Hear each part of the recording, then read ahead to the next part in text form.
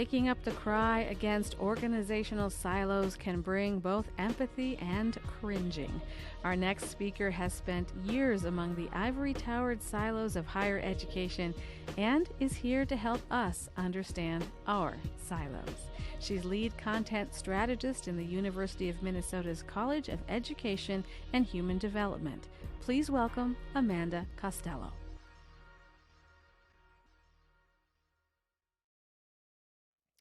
If you're tweeting today, my Twitter name is Amanda Esk, Amanda ESQUE. So if you want to tweet about me or tweet at me or do things there, that's where I am. I talk about content strategy sometimes on my Twitter account, but I also generally, talk about my kid and my cats and how I think Twitter is a really innovative platform for comedy. And please use the hashtag #NowWhat's17. So I work in higher ed, and I've been in higher ed for about 10 years, and I've been doing content strategy for most of that time. How many of you here are content strategists, or say you're a content strategist? How many of you might not say you're a content strategist, but do content strategy like as part of your job? Awesome. Like it just comes into a lot of stuff, and that's a lot of what we see in higher education. Oh man. Okay. Corey likes my slides. It's a cat. Spoiler. Cat slides. So working in content strategy, I really often found that I was dealing with a lot of silos, and they were extremely frustrating. Like many of you, I heard the cry of just tear them down, just get rid of them. When I tell people at work what I do, they kind of look at me a little crazy because they're like, content strategy. So I usually tell my administrators, I have a little elevator speech. And what I tell them is that I take a look at the website and I make sure the people who need to use it can. Now, I've gotten some blowback about that from different other people who are like, well, that's actually user experience, and if you look at design too, that's blah, blah, blah, and also I look at interaction things. And I'm like, oh no, I know, but when especially my deans, my whole fleet of deans, because I have a fleet, when they're asking me what I do, oh, there's my cat photo. I told you. Hooray. That's how I feel about my work sometimes. I'm just a cat screaming on a computer. So I could give them this definition of content strategy, that we might have seen before from brain traffic, the people side, workflow and governance, structure and substance on the other side. But really, I just give them this elevator pitch, and then they can either say, oh, wow, that's really cool, I want to know more. Or, yes, staff member, do the job. I'm like, cool, neat. Also, this is a little bit about where I work. So I do not work at the university level. I work at the college level. You'll recognize this. Not only does it look like most higher ed institutions, it looks like most companies. So I'm in that middle level there. One of the unique things that we do in the College of Education and Human Development is our content strategy model is based on this. So we have not only me, a content strategist at the college level, but we have a content strategist in each one of our 7 academic departments. We also have a content strategist who specializes in undergraduate information, a content strategist that works with our research centers. With the idea being, instead of trying to make everything in the college the same, we look at the uniqueness of our departments, have someone in the departments to respond to it, and then make sure that the college content strategy supports and encourages that uniqueness. Anyone here U of M alums? Did everyone here go to Madison? No, okay. Yeah, Scott UMass, okay. So this is the campus when it snowed today in Minneapolis. So and in a lovely fall, you'll often see pictures like this representing us. We say, yes, we are driven to discover. That is our motto. That's what we go by, driven to discover. And this is most days for me in higher ed. And then some days it's a lot more like this. My favorite graffiti that's ever happened. This is a block off of campus. Our president, Eric Kaler, is also very active on Twitter, and a few years ago, he tweeted this out. Advice for UMN 19, that was our incoming freshman. Always cheer for Gophers and avoid those other rodents like wolverines and badgers. Go Gophers! I got on Twitter and said, actually, they're mustelids. don't cheer for mustelids because, Wolverines, and they're not also it's a different class. Okay, go Gophers. But thanks to Twitter, I can actually have this kind of conversation with our college's president. And I didn't get fired. I still have a job. He didn't respond to me either. And I think it's probably because he saw it and he was like, that's right. Yeah, Amanda's got my back. Sweet. No response was needed. I took care of him. Cool. But normally, I would not even get close to be able to have a conversation with the president of our university. We have a bajillion employees, and we've got silos all over the place. So everyone pretty familiar with the idea of organizational silos? Groups in an organization separate from each other? I gave this talk about a month ago, and someone said, what do you mean? And I was like, whoa, are you living in a world where you don't know about organizational silos? Because I just want to sit down and bask in you. That's phenomenal. But we're talking about organizational silos. So you've got things like, Marcom won't talk to IT, and physics won't talk to, astrophysics, because they're super, super different, and nothing's the same with them. College of Liberal Arts won't talk to College of Design. So, my college, this is not our org chart. This is from the government. Who here works in government? Bless you forever. So we once had an org chart that was so insane that Visio wouldn't do it.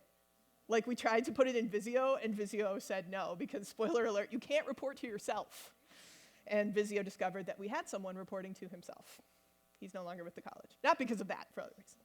He retired. He's lovely. Oh, is this videotaped? Okay. So I'm like, okay, our silos are massive and crazy, and people want to tear them down. How do I do that? And like a good millennial, I went online and Googled it. And I got some stuff from Forbes, and people are like, how do we do this? So I'm like, well, at least other people are asking the question of how to tear down silos.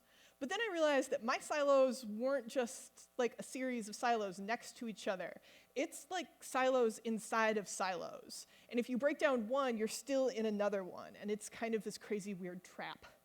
So they get really tricky when they're nested, and most people find that they are actually in nested silos. I haven't Googled that, but I don't think there'd be many results. So also, I found people saying stuff like this: silos belong on farms. Yeah, and instead of going on a huge Twitter screed of here's my first tweet, this is one of 300 about that, I channeled all my fury into a slide deck. Because they're like, silos belong on farms. This isn't something that belongs in your organization. I'm like, what? No, because that silo, nuh-uh. Bro, do you even Midwest? Because these are the silos that I think of when I think of silos. If you're going to draw that analogy of organizational silos to real silos, you better carry it forward. And that person did not, so I'm going to. Because these are the silos I think of. Because indeed I live in Minneapolis, also known as the Mill City. So in 1900, 14% of all the world's flour was milled in Minneapolis on the river.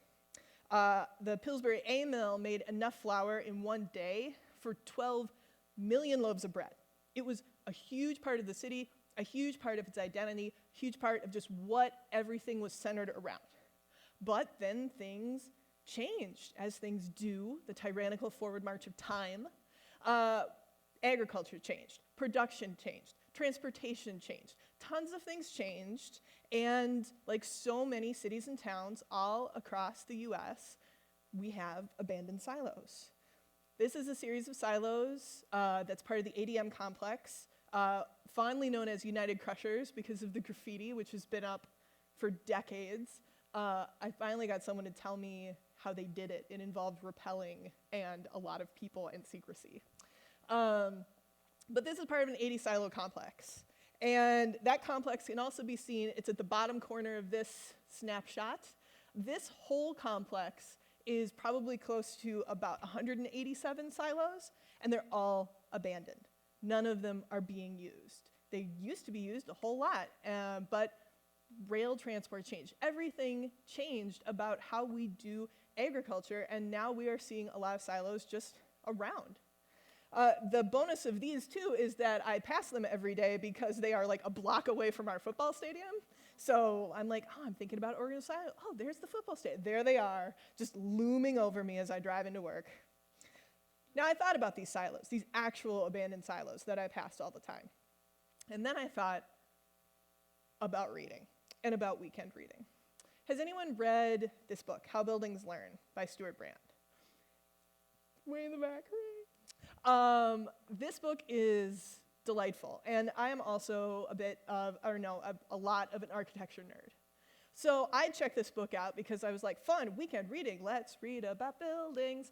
And then I realized that this actually had a whole lot to do with my work, which involves architecture almost zero.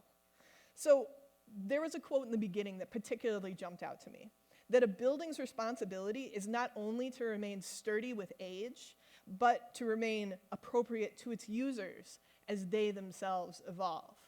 Now, Brand is talking about sustainable architecture. He's talking about a building that will change over time in a whole lot of different ways and uses and forms. But I looked at this and I was like, oh, it's our website. Oh, it's higher ed. Oh, it's a whole bunch of stuff. Because our users are changing. They're not going to stay the same either. So we have to always adapt with them, but also sturdiness. We can't just throw the baby out with the bathwater every time something new happens. People do need consistency to know that something will be around. Now, actual silos have been doing a lot of this as well. This is a series of silos along the river in Minneapolis that's used as an art canvas during the Northern Spark Art Festival, which is an all-night thing. It happens at sundown and continues all night and ends at dawn.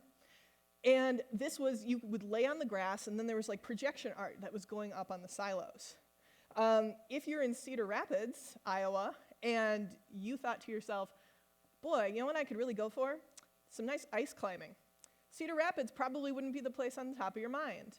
However, some abandoned silos have been transformed into ice climbing areas. They've run hoses up the side, and now you can ice climb in Cedar Rapids. Back to Minneapolis, this is a series of condos that are right by Lake Calhoun, just southwest of downtown. And once you see it, you can't unsee it. They are made out of a reused grain elevator. You can see the silos that make up the condos. Now, almost every level of this was adapted and reused and changed. The insides are very lovely. They're on the bike path. Usually, I'll mention that these condos are around $350,000 to $400,000, to which case the Midwesterners will go, ooh, spendy. And the West Coast people will be like, what? Let's move to Minneapolis. This is April. It's real. So these buildings Brand says how buildings learn. If a building can learn, someone needs to teach it. So how can we teach a building? He has examples of that. But then how can we teach an organizational silo? So they're a little trickier to teach, and it's worth digging into more of like what they are. So humans form groups. Basic sociology right here. We group up with other people. It's both comfortable and evolutionarily necessary. So we're social, and grouping up is a marker of us being a social species as humans. The group that I'm going to use, that I'm a part of, is I'm a knitter. I find other knitters, and we group up, and we talk about knitting. Yes, anyone who wants to talk knitting, I will be at lunch, and I have a sock. Okay, putting that aside. So we form groups, and it also it gives us protection from crap when you're in a group. If everyone was in one big group all the time and something bad happened to that group, it's one group, y'all go down. So for me, I'm in a group of knitters. So if something bad happens to the crocheters, you know, I don't really crochet at all. So there's this other group, and that's fine. You're in this group, but you're not that group. I'm in the knitters, not the crocheters. Also, crochet people, I love you, we are all fiber friends. So if one silo in a whole grain elevator takes a tumble, that other silos might not be affected, but the integrity of the structure can be wrecked. Then when you get into these groups, things can start to get nasty. You have us versus them. I'm a knitter, not a crocheter. They are over there. Because we can't be part of all groups. And sometimes we choose not to be part of a group. So our group is us, and another group is them. Then we become unwilling to share. These are not gophers. Everyone at Minnesota asks, like, is that really a gopher picture? I'm like, it is not. It is fighting prairie dogs, and there is a dearth of gopher stock images.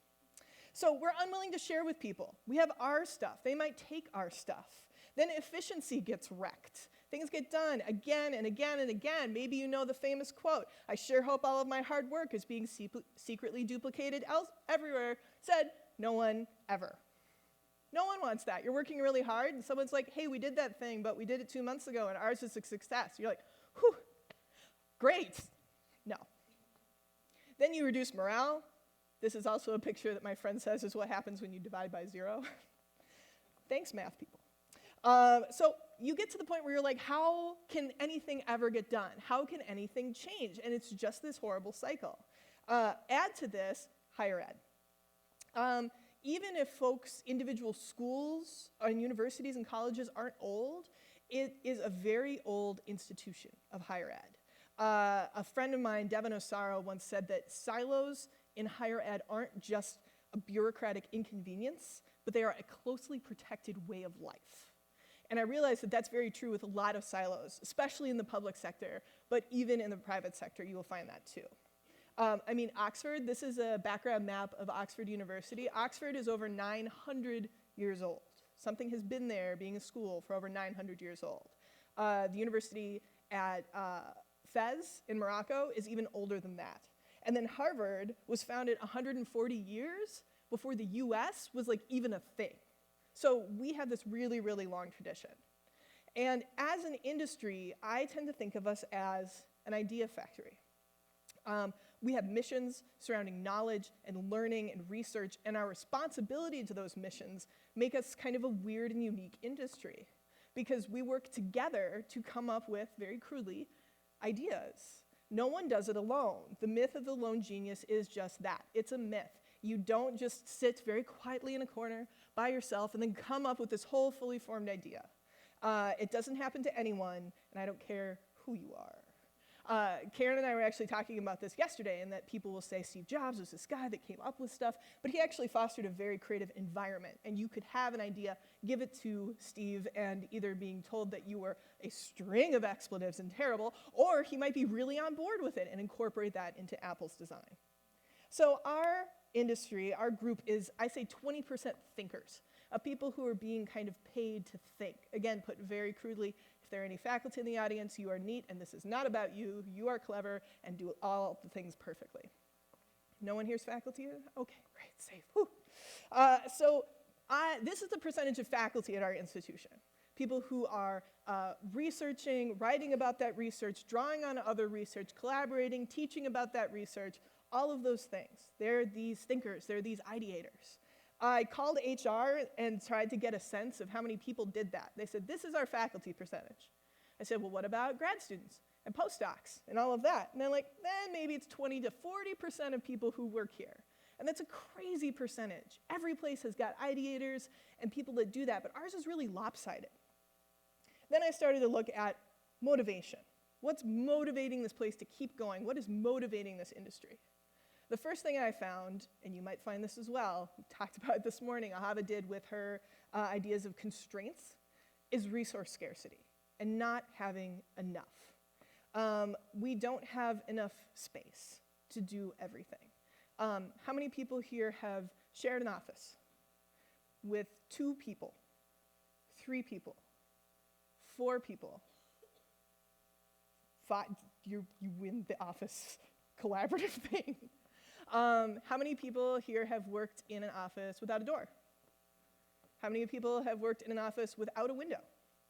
How many people have worked in an office where you have to go through 2 or 3 additional doors to see a window? Okay, yes, we are all going to be at the after party tonight, and I'm on board. So we don't have enough space for all the stuff that we want to do. We don't have enough time. If you say that, hey, I want to be able to do this research project and it'll take 2 years, they're like, we can give you funding for 1. Maybe it'll be a great research project in 2 years, but we only have time for 1. You don't have enough people. How many of you can think of nothing that you do with an extra full-time employee? Right. We could always use an extra person and extra hands. And also, not enough money. Everything that we want to fund and do, all the life-changing, world-altering things, we don't have infinite money to do them. So when you have this resource scarcity, you also get into jealousy. This Volkswagen art car does not drive. It is not a functional car. It is a piece of art. If someone wanted a car, this would not be the car for them. But if someone else got that car, you might be like, oh, but I wanted that car, and there's only one car, and they have that car, and I don't have that car. So that jealousy becomes this second motivator in higher ed, and really in a lot of places. It's not just that there's resource scarcity, but someone's going to get the resources, and it might not be you, even if you had what was probably a really good idea, really deserving of stuff. Your research proposal was really awesome, but their research proposal got it. Or you only got 25% funding. Someone else got the grant money.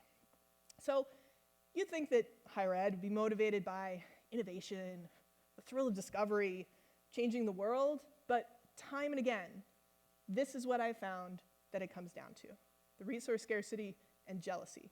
This is how stuff actually gets done and moves forward. When you add in ego, which isn't bad, we all have it, you move from something where they have something that I want to they have something that I deserve. Tiny things then turn into huge, huge blow-ups and crazy vicious fights. You may have heard of Sayre's Law, that the politics are so vicious because the stakes are so low. I've had issues with this on print pieces whose name is somewhere. Also, we had a number of faculty that were having a problem because they were listed in and amongst the staff. We said, indeed, you are staff, you work here. And they said, no, they are staff, we are faculty. We would like a faculty tab, please.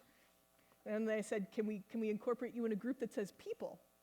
And they also said no. They would like faculty, and people can go elsewhere. We fought about it for 2 months. So now our silos are dipped in crazy sauce. People are just, things are getting insane. And you've looked at silos, you've read other things about silos, you look around and look at your own silo, and you're just like, how is this place still standing? How do we get anything done ever? And I know this is exactly the talk you wanted before lunch. It's a real upper, feeling really great. So, good news, everyone. It turns out that we, working on the web, are actually the folks that can make a change in this. We're in a really unique position to affect large organizational change, even in small organizations. Silos are very ingrained things, and they've been part of our way of thinking for a very long time, so they're hard to change, but we can change them. They didn't develop overnight. They're rooted in human behavior. So how's that for a silo? Here I am in the ivory tower, and I looked around and I thought, we can actually do something here. The idea is not tearing down the silos. The idea is adapting them, because again, we want to not only remain sturdy with age, but remain appropriate to our users as they themselves evolve. And our silos can do that too. Now, talking about actual buildings, Brand has a model. A building is actually not one thing. It's a component of a lot of different things. You have a site where the building's located, the actual structure of the building. On the outside of the building, you have the skin, and then on the inside, you move to the services, what's done in the building, the space plan, how it's organized, and then the stuff and the things in the building itself. All of these can be changed, and some of them can be changed quickly. Stuff in a building you can change in days or months. The space plan, this is again in building time, you can change 3 to 30 years. The services can flip over too. The skin, the structure, the site is functionally eternal, it exists in space. So understanding the components of the building can help you understand these structures. Take these condos again. When they were changed, the grain elevators were connected on each level, because if you lived on the 3rd floor of these and you had to go up to the roof every time you wanted to go to your kitchen, you would not live here very long, because that's terrible. Also, it's cold in the winter, and that's extremely bad. People didn't want the experience of, I'm living in a silo. They wanted the experience of, I'm living in a house. This is a place that's meant for humans to live and be happy in. And humans don't really live and thrive in just a giant column. So the bonus of this, if you think of those connections, is to work horizontally. You build bridges between silos. You find people who are on your same level who are doing your same thing. You share common ground, and you figure out other things that are being done.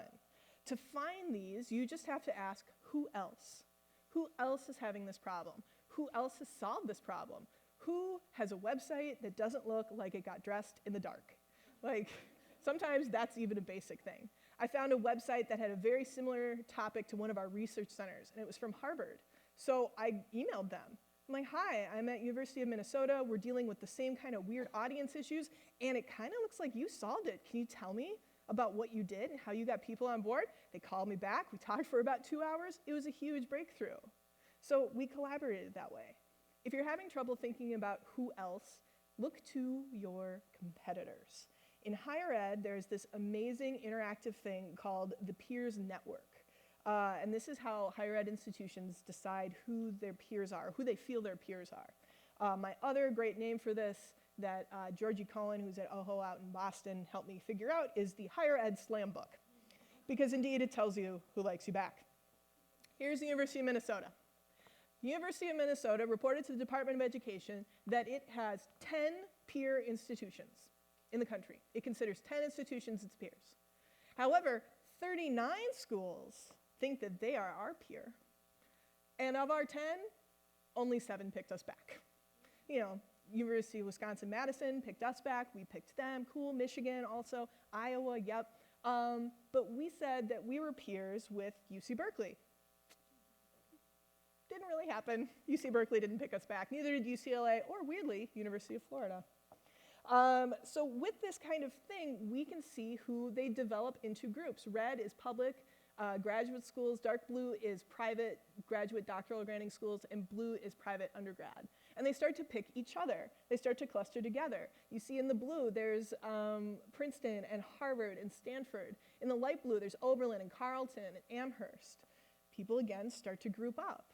And also, even this data forms silos. I mean, that's how much we're in our own little worlds. So then you get back to this motivator, resource scarcity and jealousy. You can use this with your competitors. See this nice thing that they have? See this great thing that they've done? Sure is a bummer that we don't have it. And for my example of this, I will use our school's greatest nemesis, Wisconsin. Anyone here from Wisconsin? Really? Usually someone's like, yes, and I'm like, how good of a humor do you have about being, good of a sense of humor do you have about being from Wisconsin? But I love Wisconsin, they sell me beer on Sundays.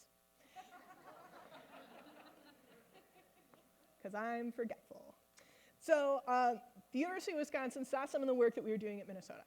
And they were like, hey, can you come on down and tell us about it? I said, you bet I can. So I went down to Madison, and I gave a presentation. I talked about how we do our work, how we collaborate with each other, what's hard, what's easy, what's good, what's bad. And afterwards, someone came up to me and said, I can't believe they let you come and talk to us about this. And that was so sad. Because, I mean, we're rivals. Even our president is tweeting about, you know, don't root for Badgers, and go Gophers, don't root for Wolverines. And I was like, of course I'd share. This isn't our football coaches, like, exchanging playbooks.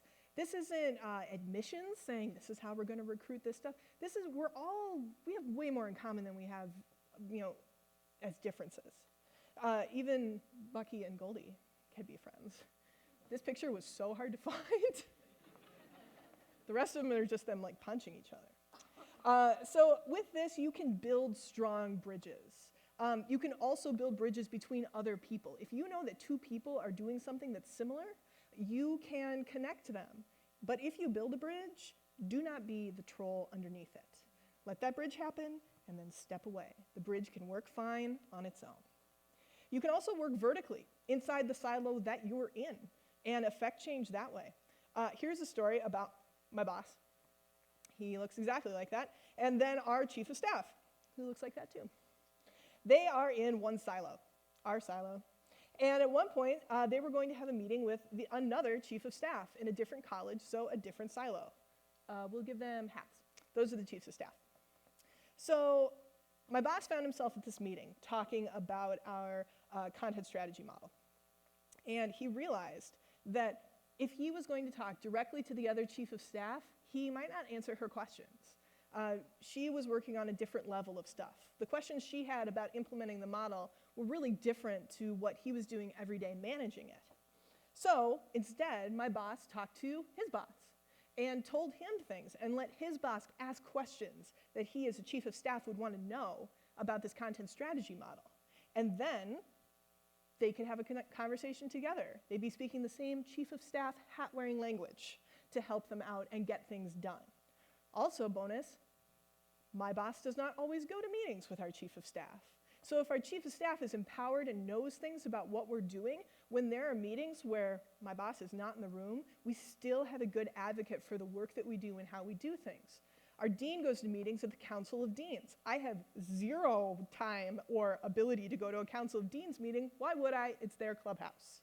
But people will say to our dean, your website sure looks good. And because we've worked with our dean to tell her this is the work we put into it, this is why we do the things we do, she can tell them, this is what our web team does. And then they can go back to their web team and say, this is what this college is doing.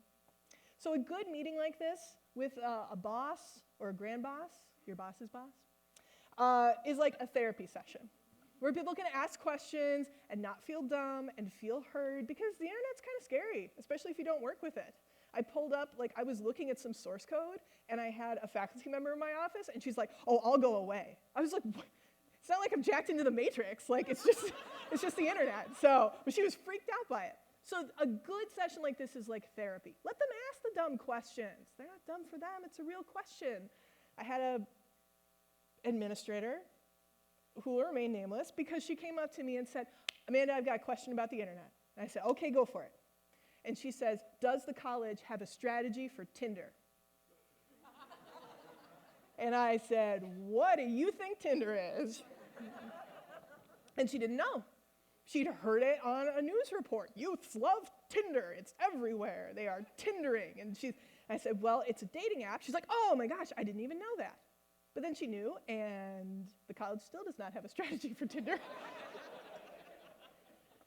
So this is a good way to help stuff out and a good way to motivate people. You're someone they can talk to. You're another human being. The web doesn't have to be crazy and weird. They've got access to it through you. A bad way to motivate people is fear. Motivating with fear can get things done, but it is not sustainable. You cannot continue to motivate people if they are scared all the time. You can do better than this.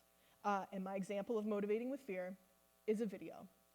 Who has seen this video before? I am so sorry. This video, I have a lot of beef with this video. This video is about social media. This video starts with a siren, so please be ready for that.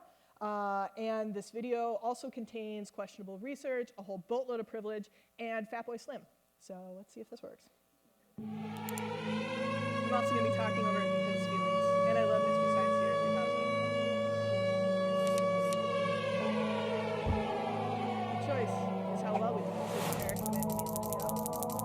Because this is tyrant. That's not how world populations work. Facebook's not a country. Okay, here come the Millennial Army. Here we come. Here we go. Giving up their sense of smells. Do not take away my phone from my millennial hands. They just chop their noses off their face. That's not even apples and oranges. That's about public health. Oh, okay, all right. Mobile and social aren't emerging. They're emerging. I'm an English major. There's so many students right now. Okay, video. Going down for 2 points of range. This is what you get someone coming back and just, where's our video? Where's our video?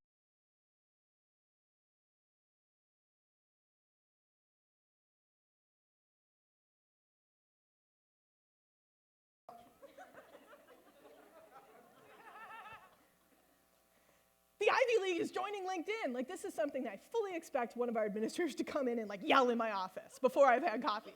The Ivy League's on LinkedIn. What does that mean? I'm so tired. This video only freaks people out. It only scares them. And it often gets played of this idea of just I just want to let people know about the environment that we're working in here, so I'm just going to play a little video so we can understand the internet. No. People get freaked out, they get scared by this video, they get scared, and there's tons like it. It's not like this is the only freak out about the internet video that's on YouTube. There's a ton of them. And they're usually seen as oh, we'll get this overview of what we're dealing with. But it starts with a siren. What kind of happy, I'm ready to learn place are you gonna be in when a siren goes off? Not one. The other one that I have is a little closer to home, the Beloit Mindset List. Anybody familiar with this? This is almost one of the only things I know about Beloit, sorry. Every year they release the Mindset List, which helps is ostensibly supposed to be so it helps you understand the mindset of your incoming freshman. Now, this is supposed to be so you don't ask things of them that they might not be able to relate to. If you were teaching a class and you were talking about the terrorist attacks on 9/11, many people in this room probably have pretty clear snapshot memories where they were, what they were doing, what they were eating, little things about that day. But the incoming class of freshmen was like 4. So if they've got memories of it at all, they're in a completely different context.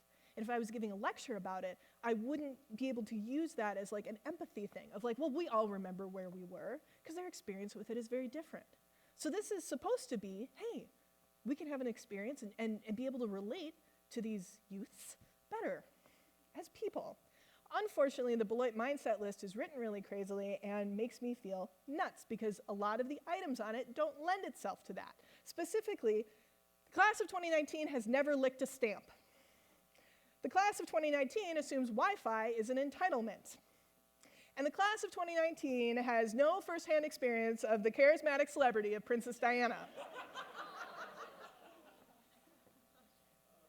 Now, I didn't need to be born at the beginning part of the century. I have no personal firsthand experience with the charismatic celebrity of Teddy Roosevelt, but I still know that this dude was like a weaponized badass, and he died in 1919. Because I can understand history, and I can relate to stuff. Never licked a stamp? We invented self-adhesive stamps. It wasn't them. Licking stamps is dumb. Who misses that? And if you do miss that, that is very cool for you, and I'm sorry for your loss of licking stamps. They're stickers now, because that's an easy way to do it. We changed it. It's not like there's like, I won't lick a stamp. Nope, I'm out. I know who Princess Diana is. History didn't happen. Assume Wi-Fi is an entitlement. Like, that's a whole lot of language that people use when they talk about millennials. And most of the time when people talk about millennials, they're not talking about the generation, they are talking about young people. So if you talk about millennials, make sure that you're not actually talking about young people. And you can talk about young people, but remember to talk about them like they're people and not like someone who is just on your lawn, either figuratively or literally on your lawn. So with things like this, you need to give context. You can do the work, and you can be better than this, than just getting people freaked out that there's a bunch of unknown stuff and that they need to just swing around wildly and do something, because that's mistakes and sadness. Now, if you look around, and you look around in your silos, take heart, because your silos are, indeed, organizational silos are a metaphor.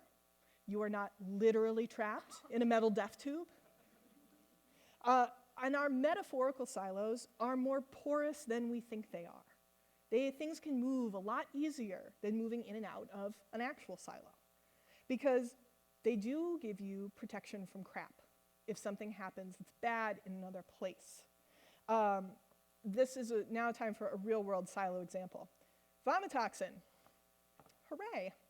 A friend of mine grew up on a farm in Michigan, and I said, Nick, tell me all you know about silos. And he said, vomitoxin. And I said, what? Because I grew up in the city.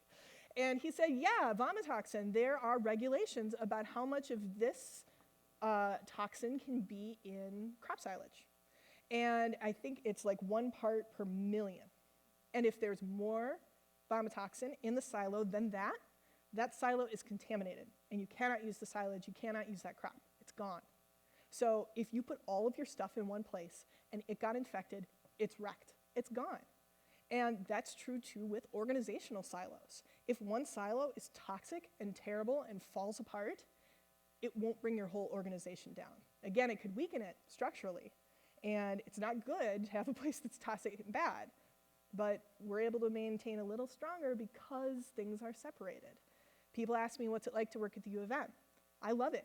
I've been there for 10 years and I plan on staying. I love the work I do. I love my coworkers. I love the content I get to help people find and use all day.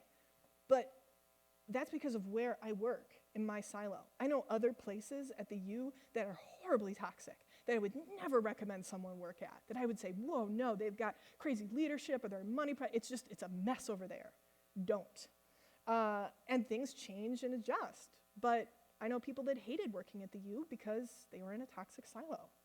So if you look around and you realize that the silo that you're in is this silo, it is the toxic silo, it is a bad place, then please get out.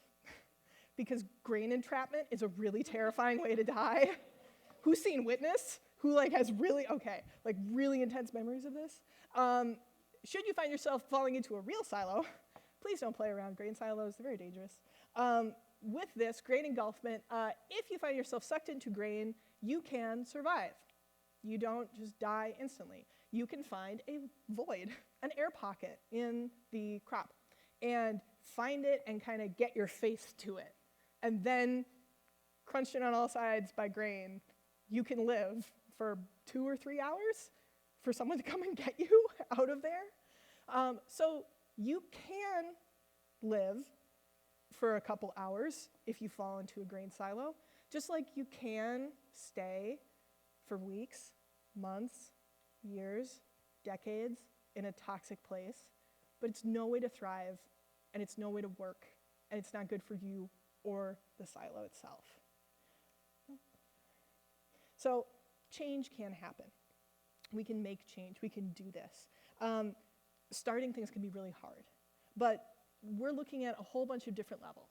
If you look at change, if you look at the next steps of things that you want to do, apply this to it. What's the stuff? What can we change in a few days?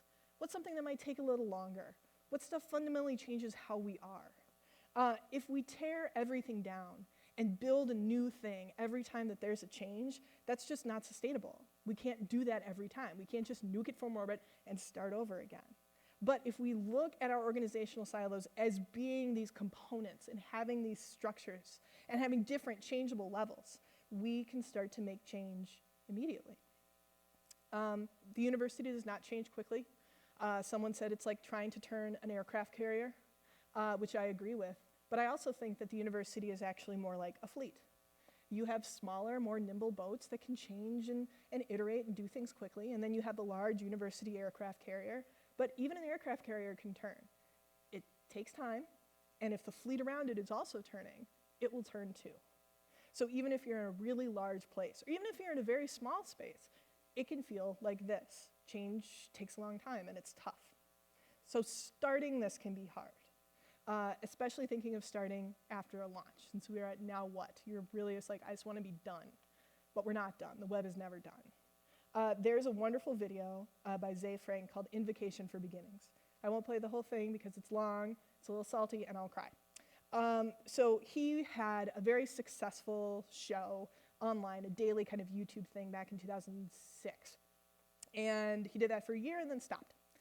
Then he came back to try to do a new project. And the first video he posted in the project was about starting and being confident about starting. And he had a couple of takeaways in this that I usually come back to. The first one about starting is he said, my pencils are sharp enough. Even the dull ones will make a mark. It's very tempting to prepare and get ready, and do we have all the stuff? Just go for it. Just start.